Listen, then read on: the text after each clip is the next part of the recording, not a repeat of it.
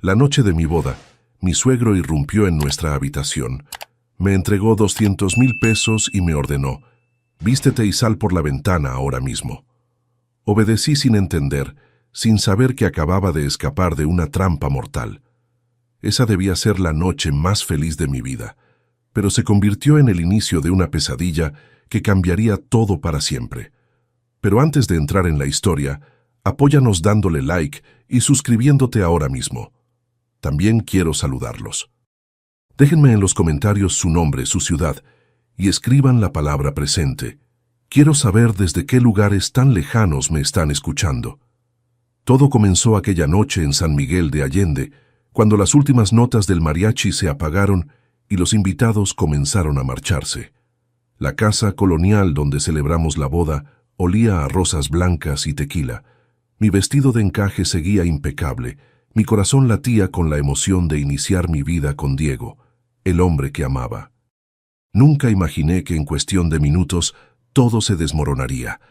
Estaba quitándome los aretes frente al espejo cuando escuché que la puerta se cerraba con fuerza. Me giré esperando ver a Diego, pero era don Roberto, mi suegro. Su rostro estaba pálido, tenso, completamente diferente al hombre alegre que había brindado por nuestra felicidad apenas una hora antes. En su mano sostenía un sobre abultado. «Sofía», dijo con voz grave, casi quebrada, «tienes que irte, ahora». Me quedé paralizada. El corazón se me subió a la garganta. «¿Qué dice, don Roberto? ¿Irme? ¿A dónde? ¿Por qué?» Él dejó caer el sobre la cama. «Billetes, miles de pesos. No hay tiempo para explicaciones. Cámbiate de ropa, toma esto y sal por la ventana del baño. Hay un coche esperándote 2 cuadras abajo. Ve hacia él y no mires atrás». Mi mente era un caos. ¿Qué estaba pasando? ¿Por qué mi suegro, un hombre respetado en toda Guanajuato, me pedía que huyera en mi propia noche de bodas? ¿Y Diego? ¿Dónde está mi esposo? Don Roberto apretó los labios. Sus ojos, normalmente cálidos, ahora reflejaban un terror que nunca antes había visto. «Diego está bien. Él está ocupándose de algo. Pero tú tienes que irte. Si te quedas, Sofía, no veré amanecer. Ninguno de nosotros lo verá». El pánico se apoderó de mí. Me temblaban las manos mientras él sacaba ropa sencilla del armario, un pantalón oscuro, una blusa, zapatos bajos. «Vístete, rápido». Mis dedos torpes apenas podían desabrochar el vestido. Las lágrimas comenzaron a caer. «Don Roberto, por favor, dígame qué pasa. No puedo irme así sin saber nada». Él se acercó y puso sus manos en mis hombros. Su mirada era firme, pero desesperada. «Escúchame bien. Hace años, tu padre y yo hicimos negocios juntos. Tierras, propiedades.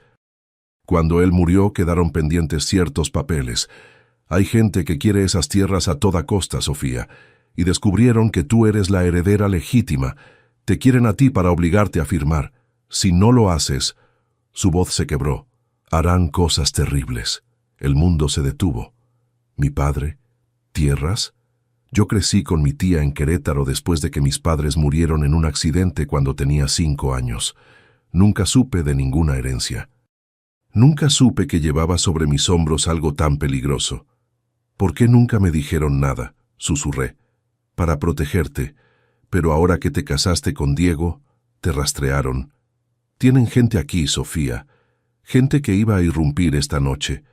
Uno de mis empleados me avisó hace una hora. Por eso tienes que irte. Ya». Me cambié con manos temblorosas. Don Roberto abrió la ventana del baño que daba al patio trasero. El aire frío de noviembre me golpeó la cara.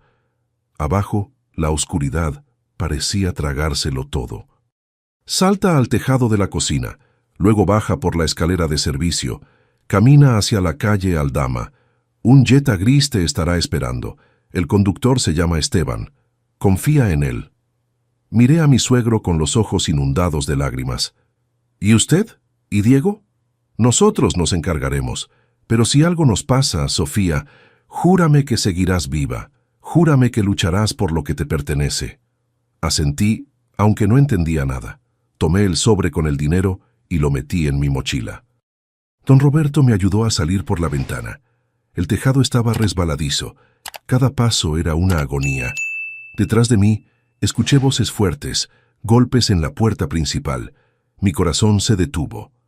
¡Corre!, gritó don Roberto desde la ventana. Bajé como pude, raspándome las manos, casi cayéndome. Llegué al patio trasero y corrí hacia la salida. Las calles empedradas de San Miguel estaban desiertas. A lo lejos, las luces de la iglesia brillaban. Corrí con el vestido de novia escondido en mi mochila y el alma destrozada. 2 cuadras después vi el Jetta gris. Un hombre de unos 40 años bajó la ventanilla. «¿Sofía?», asentí sin aliento. «Sí». «Sube, rápido». Me lancé al asiento trasero. El coche arrancó a toda velocidad. Miré hacia atrás y vi luces, movimiento, figuras corriendo. Mi noche de boda se había convertido en una huida desesperada. Y lo peor de todo, no tenía idea de qué tan profundo era el peligro que me perseguía. Amigos, cada historia que les cuento sale todos los días, pero YouTube solo se las mostrará si tocan el botón rojo de suscribirse. Toquen suscribirse, activen la campanita y nunca se perderán una historia. Gracias. El Jetta atravesó las calles oscuras de San Miguel de Allende a toda velocidad. Esteban, el conductor, no decía palabra. Solo miraba por el retrovisor cada pocos segundos, como si esperara que alguien nos siguiera. Yo iba en el asiento trasero, abrazada a mi mochila, temblando de pies a cabeza. Las lágrimas no dejaban de caer. «¿A dónde vamos?», pregunté con voz quebrada. «A un lugar seguro», respondió Esteban sin apartar los ojos del camino. Don Roberto me pidió que la llevara lejos, muy lejos. Salimos de San Miguel y tomamos la carretera hacia Dolores Hidalgo. La oscuridad de la noche mexicana nos envolvía. Solo se veían las luces del coche iluminando el asfalto y a lo lejos las siluetas de los cerros. Mi mente era un torbellino. ¿Qué había pasado con Diego? ¿Estaba bien don Roberto? ¿Quiénes eran esos hombres que irrumpieron en la casa? Después de casi una hora de silencio, Esteban se desvió por un camino de terracería. Llegamos a un rancho pequeño, rodeado de nopales y mezquites. La casa era humilde, de adobe y tejas rojas. Una mujer mayor nos esperaba en la puerta. «Aquí estará a salvo por esta noche», dijo Esteban. «Mañana la llevaremos a otro lugar». Bajé del coche con las piernas temblorosas. La mujer, doña Carmela, me recibió con una mirada compasiva. «Pasa, hija, debes estar exhausta». Entré a la casa. Olía a leña y a tortillas recién hechas. Había una mesa de madera vieja, algunas sillas y un pequeño altar con una Virgen de Guadalupe iluminada por veladoras. Doña Carmela me sirvió un vaso de agua y me indicó que me sentara. «¿Usted sabe qué está pasando?», le pregunté, desesperada por respuestas. Ella asintió lentamente. «Don Roberto es un hombre bueno. Hizo lo correcto al sacarte de allí. Esos hombres no tienen piedad». «¿Quiénes son? ¿Por qué me buscan?». Doña Carmela intercambió una mirada con Esteban. Él suspiró y se sentó frente a mí. «Sofía, lo que te voy a contar no será fácil de escuchar. Tu padre, don Ernesto, era dueño de tierras muy valiosas en León. Tierras que ahora valen millones por el desarrollo industrial de la zona. Cuando murió, esas tierras pasaron a nombre tuyo, pero como eras menor de edad, don Roberto quedó como tutor legal». Me quedé sin aliento. ¿Tierras? ¿Yo soy dueña de tierras? Sí. Y hay un grupo de empresarios sin escrúpulos que quieren quedárselas. Intentaron comprarlas por años, pero don Roberto se negó. Sabía que te pertenecían. Ahora que cumpliste los 25 y te casaste, eres legalmente la dueña. Y ellos lo saben. Las piezas comenzaron a encajar, por eso don Roberto me había protegido tanto. Por eso me había hecho huir. Si me atrapaban, me obligarían a firmar esas tierras o algo peor. ¿Y Diego? Él sabía todo esto. Esteban bajó la mirada. Sí, don Roberto se lo contó hace meses, por eso se adelantó la boda. Pensamos que si te casabas rápido y mantenías un perfil bajo, estarías a salvo. Pero alguien los delató. Sentí una mezcla de traición y alivio. Diego sabía, me había protegido. Pero también me había ocultado la verdad. Esa noche no pude dormir. Me quedé en una habitación pequeña, acostada en un catre, mirando el techo de madera. Afuera, los grillos cantaban y el viento movía las ramas de los mezquites. Cada ruido me sobresaltaba. Tenía miedo de que alguien llegara, de que me encontraran, de que todo terminara mal. Al amanecer, Esteban tocó la puerta. «Sofía, tenemos que irnos». Recibí una llamada. «Don Roberto, lo tienen». El mundo se derrumbó a mi alrededor. Me levanté de un salto. «¿Qué? ¿Cómo?» «Anoche, después de que te fuiste, irrumpieron en la casa. Se lo llevaron. Están exigiendo que aparezcas y firmes los papeles. Si no lo haces, amenazan con matarlo». Las lágrimas brotaron sin control. Me dejé caer en la cama, cubriéndome la cara con las manos. Don Roberto, el hombre que me había salvado, ahora estaba en peligro por mi culpa. «¿Y Diego?», pregunté entre sollozos. «Está escondido, tratando de conseguir ayuda». «Pero Sofía, tienes que entender algo. Si te entregas, todo habrá sido en vano. Don Roberto prefiere morir antes que verte caer en sus manos». «No puedo dejar que muera por mí», dije con voz temblorosa pero firme. «No puedo». Esteban me miró con seriedad. «Entonces tenemos que ser más listos que ellos. Necesitamos un plan». Doña Carmela entró con un teléfono viejo. Llamaron de nuevo. Dicen que tienen a don Roberto en una bodega en León.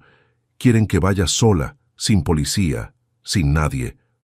Respiré hondo. El miedo me paralizaba, pero al mismo tiempo, una fuerza nueva nacía dentro de mí. No podía seguir huyendo. No podía dejar que don Roberto pagara por protegerme. Tenía que hacer algo. «¿Qué vamos a hacer?», pregunté mirando a Esteban. Él apretó los puños. «Vamos a ir, pero no sola. Tengo amigos, gente de confianza. Entraremos por sorpresa. Pero Sofía, esto será peligroso. Muy peligroso». Asentí. Ya no había marcha atrás. Mi noche de boda se había convertido en una guerra. Y estaba dispuesta a luchar, aunque me costara la vida, por el hombre que me había salvado y por el futuro que me pertenecía. Esa misma tarde partimos hacia León. Esteban había contactado a 3 hombres de confianza, exmilitares que le debían favores a don Roberto.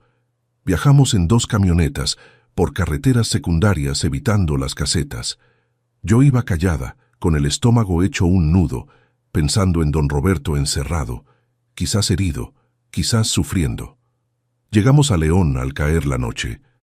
La ciudad brillaba con sus luces, pero nosotros nos dirigimos a la zona industrial, donde las bodegas abandonadas se alineaban como fantasmas de acero y concreto. Esteban detuvo la camioneta en una calle oscura. «Esa es», dijo señalando una bodega grande con las ventanas rotas. «Mis contactos confirmaron que lo tienen ahí. Hay al menos 6 hombres custodiando». Mi corazón latía tan fuerte que sentía que se me saldría del pecho. «¿Qué hacemos?» «Tú te quedas aquí», ordenó Esteban. «Nosotros entraremos y sacaremos a don Roberto». «No», dije con firmeza. «Yo voy con ustedes. Me quieren a mí. Si ven que estoy ahí, tal vez bajen la guardia». Esteban negó con la cabeza. «Es demasiado peligroso. Don Roberto arriesgó todo por mí. No me quedaré aquí esperando». Los hombres se miraron entre sí. Finalmente uno de ellos, un tipo grande llamado Marcos, asintió. «Tiene agallas, pero si algo sale mal, corres. ¿Entendido?» Asentí. Me dieron un chaleco, una linterna y un radio. Revisaron sus armas.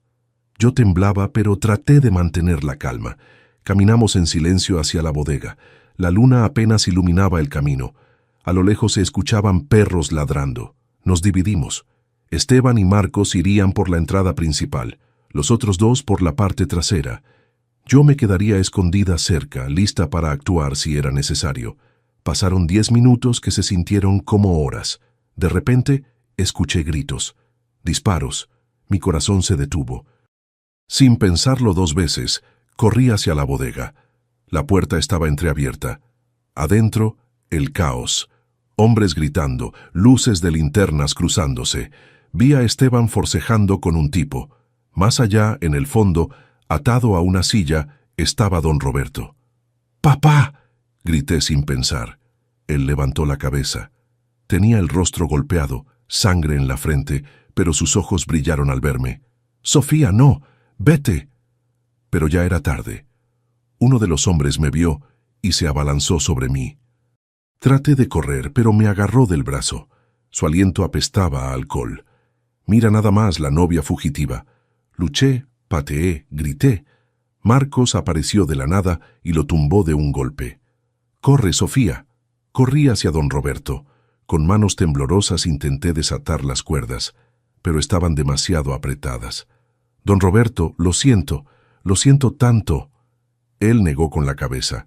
«No te disculpes, hija, hiciste lo correcto. Ahora sácame de aquí».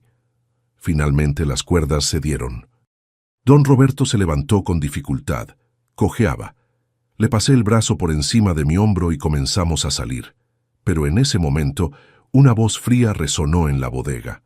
«Alto ahí», me giré. Un hombre de traje entró caminando con calma. Era alto, de cabello gris, con una mirada que helaba la sangre. Detrás de él, más hombres armados. «Señorita Sofía», dijo con una sonrisa cruel. «Qué valiente de su parte venir hasta aquí. Me ahorra el trabajo de buscarla». «¿Quién es usted?», pregunté temblando. «Me llamo Héctor Salazar, empresario, y dueño, o al menos pronto lo seré, de las tierras que su difunto padre dejó. Tierras que usted va a firmarme ahora mismo». «Jamás», dije con voz temblorosa pero firme. Héctor rió. «Jamás. Veamos si cambia de opinión». Chasqueó los dedos y dos de sus hombres arrastraron a alguien más. Mi corazón se detuvo. Era Diego. Estaba golpeado, sangrando, pero vivo. «Diego», grité. «Sofía, no lo hagas», dijo él con voz ronca. «No les des nada». Héctor sacó una pistola y la apuntó a la cabeza de Diego. «Firma los papeles o tu esposo muere aquí mismo. Tú decides». El mundo se detuvo. Don Roberto me apretó el hombro. «No lo hagas, Sofía. Es una trampa. Si firmas, nos matarán a todos de todas formas». Lágrimas corrían por mi rostro. Miré a Diego, al hombre que amaba, con una pistola en la cabeza. Miré a don Roberto, el hombre que me había salvado, y luego miré a Héctor, el monstruo que quería robarme todo. «Está bien», dije con voz quebrada. «Firmaré, pero déjenlos ir primero». Héctor sonrió. «Eres más lista de lo que pensaba. Pero no. Firmas primero. Luego veremos». Sacó unos papeles de su saco. Los puso sobre una mesa oxidada. «Aquí. Firma aquí». Di un paso adelante, con las manos temblando. Tomé la pluma. Don Roberto me gritó que no lo hiciera. Diego luchaba contra sus captores, pero yo sabía que no tenía opción. O firmaba, o los mataban a ambos frente a mí. Justo cuando la pluma tocó el papel, las sirenas de la policía resonaron afuera. Luces rojas y azules iluminaron la bodega. Héctor maldijo.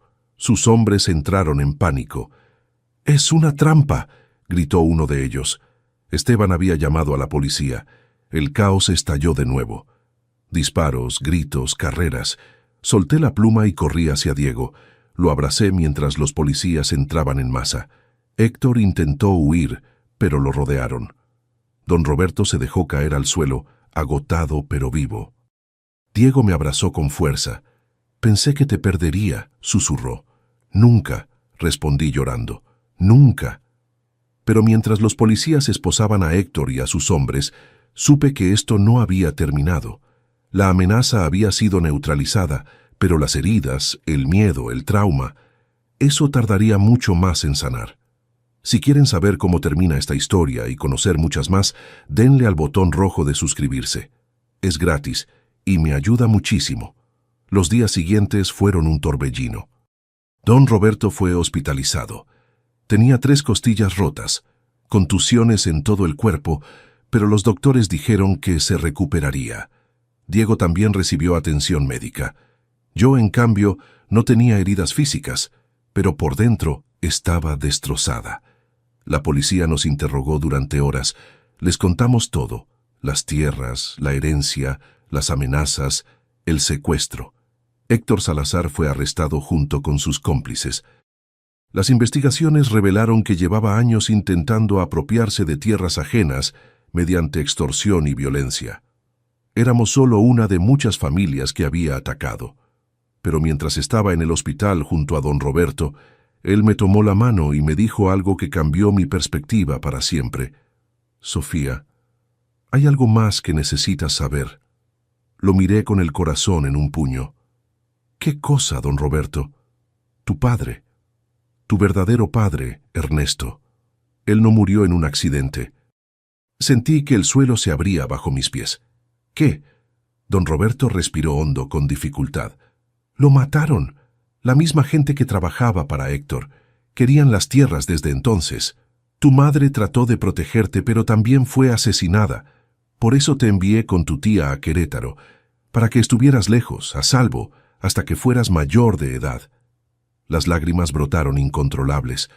Toda mi vida había creído que mis padres murieron en un accidente de coche.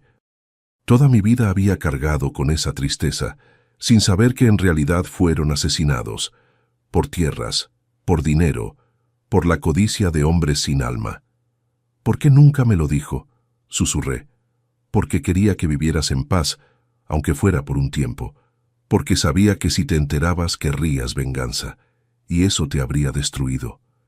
Diego entró a la habitación en ese momento, se sentó junto a mí y me abrazó. Sofía, yo también lo supe hace poco, por eso me casé contigo tan rápido. Quería protegerte, darte la protección de nuestro apellido, de nuestra familia. Lo miré con ojos llorosos. ¿Me amas o solo fue por protegerme? Él me tomó el rostro entre sus manos. Te amo, Sofía, desde el primer día que te vi. Sí, sabía de las tierras, del peligro, pero me casé contigo porque no puedo imaginar mi vida sin ti.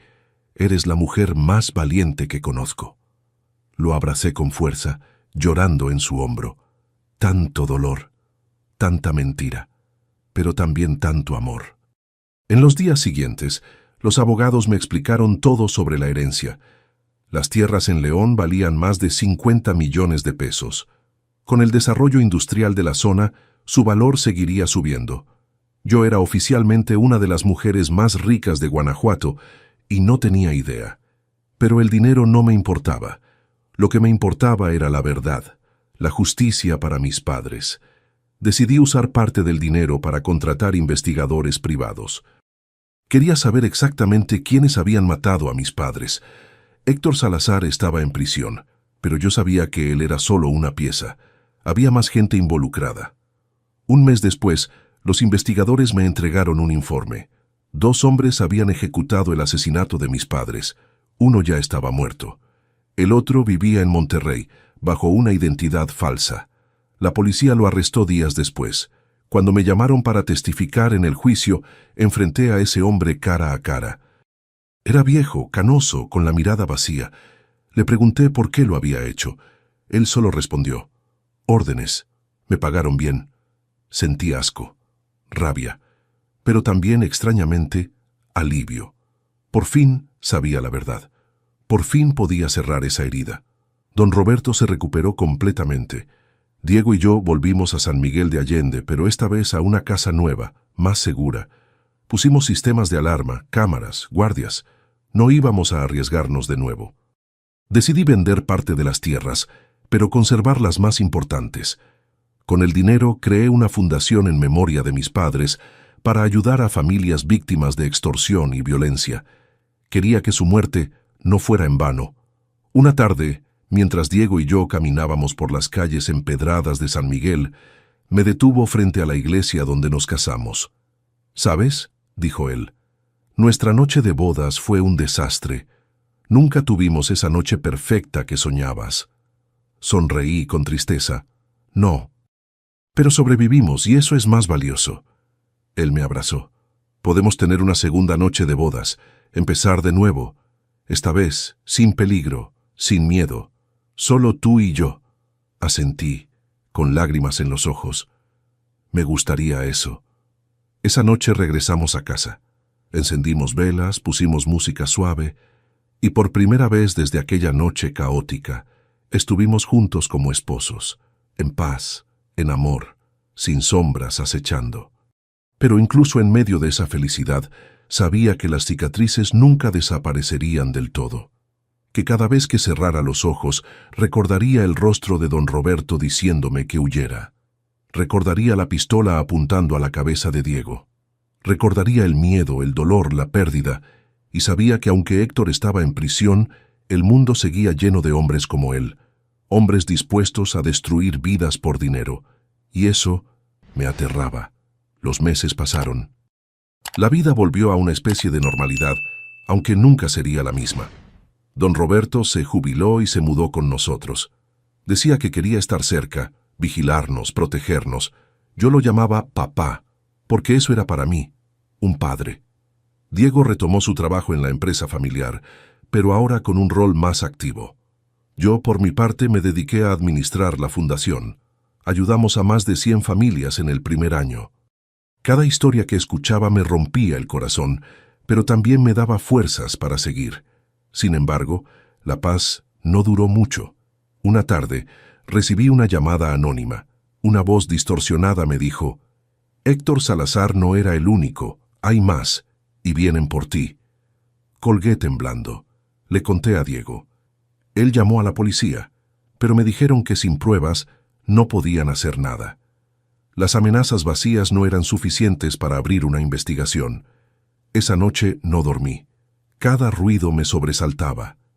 Diego instaló más cámaras, contrató más guardias, pero yo sabía que no podíamos vivir así para siempre, encerrados, con miedo. Días después, uno de los guardias encontró un sobre en la entrada. Dentro, una foto mía tomada desde lejos, con una cruz roja sobre mi rostro. Y una nota: «Las tierras o tu vida». Diego explotó. «Ya basta, vamos a vender todo, no vale la pena». Pero yo negué con la cabeza. «No, si cedemos ahora, nunca pararán. Siempre habrá alguien más. Tenemos que enfrentarlos». Don Roberto me apoyó. «Tiene razón, hijo, no podemos vivir huyendo».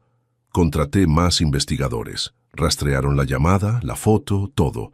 Descubrieron que había un grupo nuevo, liderado por un hombre llamado Rodrigo Valdés, socio de negocios de Héctor desde prisión. Él había tomado el control de la operación. Decidimos tenderle una trampa. Hice público que estaría en León, en las oficinas del notario, firmando la venta de una de las tierras. Era una mentira, pero la difundimos en redes, en periódicos. Queríamos que Rodrigo mordiera el anzuelo. El día señalado, la policía rodeó la zona. Yo estaba en una sala con cámaras ocultas, acompañada de Diego y don Roberto. Esperamos. 1 hora, 2 horas, nada. Justo cuando pensábamos que no vendría, la puerta se abrió. Entró Rodrigo Valdés, un hombre joven, no mayor de 30 años, con traje caro y sonrisa arrogante. «Señorita Sofía», dijo sentándose frente a mí. «Qué gusto conocerla por fin». «No es mutuo», respondí con frialdad. Él rió. «Entiendo. Héctor fue un idiota, demasiado violento. Yo prefiero los negocios limpios. Por eso estoy aquí. Quiero comprarle las tierras, a un precio justo». «No están en venta». Su sonrisa se desvaneció. «Todo tiene un precio, señorita, incluso su tranquilidad». «¿Me está amenazando?» «Solo le ofrezco una salida. Acepte mi oferta o las cosas se pondrán complicadas». En ese momento, la policía irrumpió. Rodrigo se levantó de un salto, pero ya era tarde. Lo esposaron. En su teléfono encontraron pruebas, mensajes, fotos, planes. Suficiente para arrestarlo. Pero mientras se lo llevaban, me miró con odio. «Esto no termina aquí, Sofía. Siempre habrá alguien más». Sus palabras me helaron la sangre, porque sabía que tenía razón. En las semanas siguientes, más arrestos, más nombres saliendo a la luz, una red entera de corrupción, extorsión, asesinatos, todo por tierras, por dinero, por poder. Yo colaboré con la fiscalía, di testimonios, entregué documentos, quería que todos pagaran, no solo por mí, sino por mis padres, por las cientos de familias que habían sufrido como nosotros. El juicio fue largo, meses de declaraciones, pruebas, debates, pero al final justicia. Héctor Salazar fue sentenciado a 30 años, Rodrigo Valdés a 25, otros cómplices, apenas menores, pero todos en prisión. Cuando salí de la corte el día de la sentencia, los periodistas me rodearon. Me preguntaron cómo me sentía, si estaba satisfecha, si por fin tenía paz. Miré a las cámaras y dije, la justicia se hizo, pero la paz, esa es algo que tengo que construir cada día, porque el miedo no desaparece con una sentencia. Las cicatrices no sanan con dinero, pero seguiré adelante, por mis padres, por mi familia, por todas las víctimas que no tuvieron la suerte que yo tuve. Esa noche, de regreso en San Miguel, Diego preparó una cena especial. Don Roberto brindó con tequila. Por la familia, dijo, por la justicia, por Sofía, la mujer más valiente que conozco. Brindamos, reímos, lloramos, porque después de todo el dolor, la pérdida, el miedo, seguíamos juntos, seguíamos vivos, y eso era lo único que importaba. Pero esa noche, antes de dormir, miré por la ventana hacia las estrellas, y pensé en mis padres, en cómo habrían sido ellos, en qué me habrían dicho si estuvieran aquí, y aunque nunca lo sabría, sentí su presencia, su amor, su orgullo. Descansen en paz, susurré. Por fin hice justicia, por fin están en paz. Cerré los ojos con Diego abrazándome, y por primera vez en mucho tiempo dormí sin pesadillas, pero en el fondo sabía que la lucha nunca termina, que siempre habrá alguien dispuesto a quitarte lo que es tuyo, y que la única forma de sobrevivir es estar alerta, siempre alerta. Pasó un año desde aquel juicio. La fundación creció. Ayudamos a más de 500 familias. Compramos tierras para proyectos comunitarios. Construimos escuelas, clínicas, todo en nombre de mis padres. Diego y yo renovamos nuestros votos. Esta vez una ceremonia pequeña, íntima, solo con don Roberto y algunos amigos cercanos, sin miedo, sin peligro, solo amor. Don Roberto me acompañó al altar. Lloró. Yo también. Estoy orgulloso de ti, hija, me dijo. Tus padres estarían orgullosos. Asentí, con el corazón lleno. Gracias, papá, por todo, por salvarme, por amarme como su hija. Él me abrazó fuerte. Siempre serás mi hija. Siempre. La vida continuó, tranquila, pacífica, o al menos lo más pacífica que podía ser. Pero hay noches en las que aún despierto sobresaltada. Noches en las que sueño con aquella noche de bodas, con don Roberto dándome el dinero, con la pistola apuntando a Diego. Noches en las que el miedo regresa. Diego me abraza. «Estás a salvo», me susurra. «Estoy aquí. Siempre estaré aquí». Y yo me aferro a él, sabiendo que aunque el peligro haya pasado, las sombras nunca desaparecen del todo. Hace unos días recibí una carta, sin remitente. Dentro una sola línea. «Nunca olvides que te estamos vigilando». La quemé. No se la mostré a nadie, porque sé que si lo hago, volverá el caos. Las investigaciones, los guardias, el miedo, y estoy cansada de tener miedo. Decidí vivir, simplemente vivir, porque eso es lo que mis padres habrían querido, lo que don Roberto arriesgó todo para darme, lo que Diego lucha por proteger cada día, pero también sé que esa carta no es una broma. Que ahí afuera alguien sigue vigilando, esperando, planeando, y algún día quizás volverán. Por eso mantengo las cámaras, los guardias, la alerta, porque aprendí que el peligro nunca se va del todo, solo se esconde. Y mientras escribo esto, sentada en mi casa de San Miguel con Diego durmiendo a mi lado y don Roberto en la habitación de al lado, me pregunto, ¿valió la pena? ¿Valieron la pena las tierras? ¿El dinero? ¿La justicia? Y la respuesta es sí, porque no se trata de las tierras. Se trata del honor, del legado, de no dejar que los monstruos ganen. Se trata de vivir con la frente en alto, sabiendo que luchaste, que no te rendiste, que protegiste lo que era tuyo. Pero también se trata de aceptar que algunas batallas nunca terminan, que algunas heridas nunca sanan del todo, que el miedo siempre estará ahí, acechando en las sombras, y aprender a vivir con eso, a seguir adelante, a pesar de todo, porque al final, eso es lo único que podemos hacer, vivir, amar, luchar y esperar que sea suficiente. Cierro este relato sabiendo que mi historia no ha terminado, que tal vez nunca termine, que siempre habrá alguien ahí afuera, mirando, esperando, pero no me rendiré, porque soy Sofía, la novia que huyó en su noche de bodas, la heredera que enfrentó a los monstruos, la hija que hizo justicia, y seguiré adelante, pase lo que pase, aunque el miedo nunca desaparezca del todo. Si te gustó esta historia, haz clic en suscríbete y cuéntame en los comentarios qué parte te impresionó. Mañana hay más. Nos vemos allí.